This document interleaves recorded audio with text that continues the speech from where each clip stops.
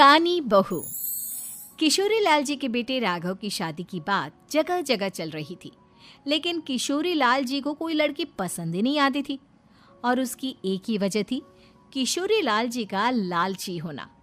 उनको लड़की वालों से मोटा दहेज चाहिए था और इसी चक्कर में एक दिन वो एक बहुत पैसे वाले के घर अपने बेटे का रिश्ता लेकर पहुंचे। उस आदमी का नाम था ओम प्रकाश। देखिए किशोरी लाल जी, मेरी एक ही बेटी है और मेरी सारी संपत्ति जायदाद सब कुछ मेरी बेटी नैना का ही है। पापा, नाम से लगता है बहुत खूबसूरत होगी। कितना अच्छा नाम है ना, नैना। ओ, वैसे बात तो सही है आपकी। अब इतना पैसा है, जमीन जायदाद है, इकलौती बेटी, आप भी क्या करेंगे? सब कुछ उसे ही देंगे ना। बिल्कुल ठीक पहचाना आपने। बस बेटी की शादी और सारी जायदाद उसके नाम। पापा, बिना देखे हाँ कर दीजिए ना। इतना अच्छा रिश्ता फिर कहाँ मिलेगा? माला माल हो जाएंगे हम। मैं अपनी बेटी को बुलाता हूँ। अरे नहीं नहीं नहीं नहीं, आपकी बेटी का नाम नैना है, सुनकर ही लगता है बहुत सुंदर होगी। रहने दीजिए अंकल, मैं तो आपकी बेटी के नाम से ही इतना खुश हो गया हूँ कि उसे बिना देखे शादी करने को तैयार हूँ। अब तो मैं उसका चेहरा सीधे शादी के बाद ही देखूंगा। और इस तरह राघव नैना का चेहरा नहीं देखता और उससे शादी कर लेता है। शादी के बाद अपनी सुहाग रात पर जब राघव नैना का घूंघट उठाकर देखता है तो नैना की आंखें बंद थी। कितने खूबसूरत हो तुम नैना, जरा अपनी आंखें खोलकर मेरी तरफ देखो तो सही। नहीं, मुझे शर्म आती है।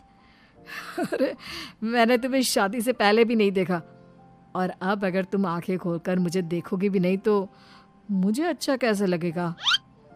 इससे पहले कि नैना अपनी आंखें खोलकर राघव की तरफ देखती, अचानक से लाइट चली गई और राघव नैना को पूरी तरह से देख भी नहीं पाया।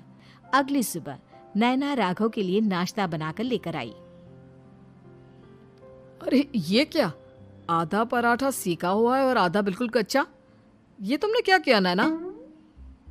बहू, तुमने क्या आधा पराठा तवे से नीचे लटका कर रखा था, जो आधा सेका है और आधा कच्चा? मुझे जितना दिखेगा उतना ही तो सीखूंगी ना पापा जी। जहाँ जहाँ मुझे नजर आ रहा था वहाँ मैंने सीख लिया, जहाँ जहाँ नहीं दिखा वहाँ कच्चा रह गया होगा। इसका क्या मतलब है? ये कैसा मजाक कर रही है तुम? अरे बहू, तुमने इतना लंबा घूंघट क्यों लगाया हुआ है? देखो, हमारे घर में बहुओं को बेटी की तरह रखा जाता है, और फिर तुम तो इतना सारा माल लेकर आई हो। देखो, ये घूंघट डालकर रखने की कोई ज़रूरत नहीं है। हाँ नैना, पापा जी ठीक कह रहे हैं, तुम तो आराम से रहो, अपना ही घर समझो। नैना अचानक से अपना घूंघट उठा लेती है। अरे ये क्या पापा, नैना की तो एक आंख फूटी हुई है।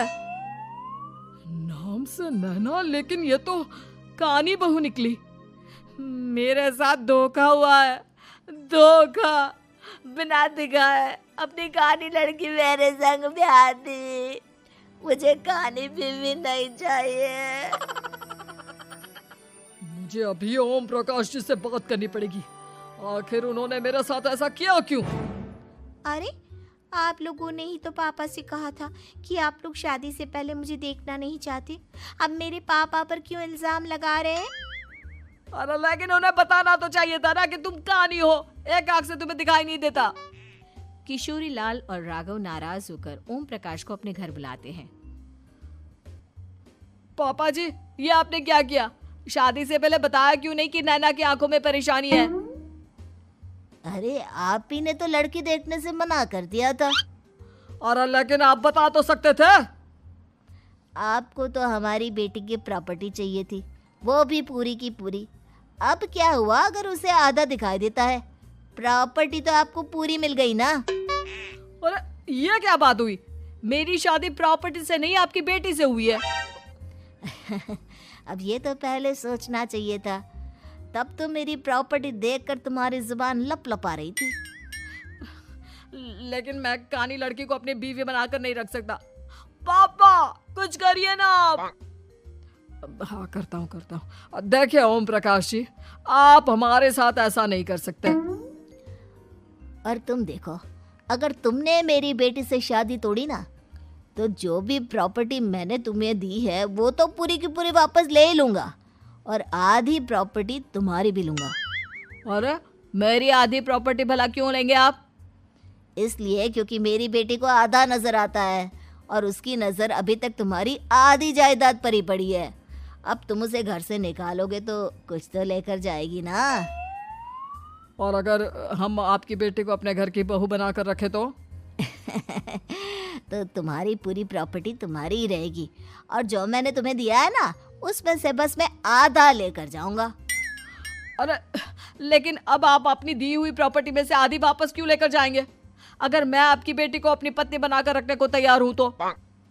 इसलिए ताकि भविष्य में अगर तुम मेरी बेटी को धोखा दो तो उसके पास कुछ तो रहे जो पति का हो। वैसे मेरे पास तो बहुत कुछ है, लेकिन अपने पति की कोई निशानी तो उसके पास होनी चाहिए ना। अब अगर तुमने मेरी बेटी को कहानी कहा तो तुम्हें प्रॉपर्टी भी कहानी ही मिलेगी, पूरी नहीं। जमाए राजा। किशोरी लाल और राघव समझ चुके थे कि वो बुरी तरह फंस चुके हैं और अब उनके पास वहां से निकलने का कोई चारा नहीं है। अब समझ में आया ना, लालच बुरी बला होती है। एक तो तुम्हें प्रॉपर्टी मिली, ऊपर से बीवी मिली, उसमें तुम्हें नखरे भी दिखाने हैं। आए बड़े, चुपचाप बैठो दोनों। कुछ दिनों के बाद नैना राघव की कार लेकर बाजार घूमने निकलती है और जब कार लेकर वापस आती है, ये क्या? एक तरफ से मेरी गाड़ी पूरी खराब हो चुकी है। लगता है तुमने मेरी गाड़ी को किसी दूसरी गाड़ी के साथ एक्सीडेंट किया है। अरे अरे कितना बड़ा नुकसान कर दिया तुमने बहू। वो क्या है ना पापा जी, मुझे एक आंख से दिखाई नहीं दे रहा था, सामने से गाड़ी आ रही थी। मुझे तो सिर्फ आधा ही दिखाई दिया और वो गाड़ी मेरी कार से रगड़ते हुए निकल गई। अब मैं क्या करूं बताओ? आप इसे ठीक कराने के पैसे कौन देगा? तुम्हारे पापा। तुमने मुझसे इस तरह से बात की? अभी रुको। नैना राघव की शिकायत ओम प्रकाश को कर देती है। देखो राघव, अब जो मेरी आधी प्रॉपर्टी तुम्हारे पास थी ना, उसमें से आधी और मैं लेकर जाऊंगा, क्योंकि तुमने मेरी बेटी को डांटा। अरे नहीं नहीं पापा जी, गलती हो गई, माफ कर दो। गलती की तो कोई गुंजाइश ही नहीं। अगली बार मेरी बेटी को डांटा तो बची हुई आधी में से आधी और ले जाऊंगा। लालच के चक्कर में हम दोनों ने बहुत बड़ी गलती कर दी बेटा। एक तो तुम्हें कानी बहू मिली और ऊपर से जो माल मिला वो भी काना। इस तरह राघव की हर एक गलती पर ओम प्रकाश उसकी प्रॉपर्टी का आधा आधा हिस्सा लेकर अपना सारा माल वापस ले गया और राघव को कानी बीवी से काम चलाना पड़ा। भाई लालच वाकई में बुरी बला है।